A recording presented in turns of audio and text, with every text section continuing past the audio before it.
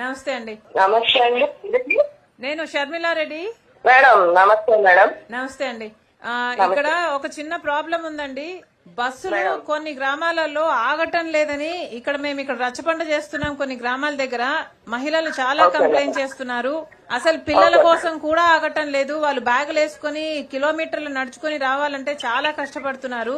ఈ గ్రామాల పేర్లు చెప్తాను. అసలు ఈ బస్సులు ఎందుకు రావటం లేదో నాకు ఎక్స్ప్లెయిన్ చేయండి. గ్రామం పేరు చెప్పండి.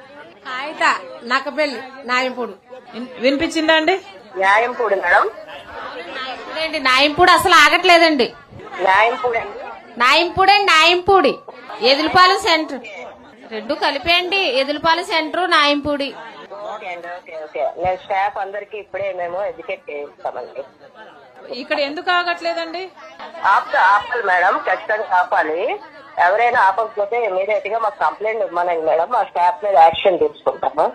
యాక్షన్ తీసుకోండి. మరి ఇక్కడ ఆగట్లేదని చాలా మంది మహిళలు చెప్తున్నారు. I don't know if it's in your notice or not, but looks like it's not in your notice, but this is not right అండి.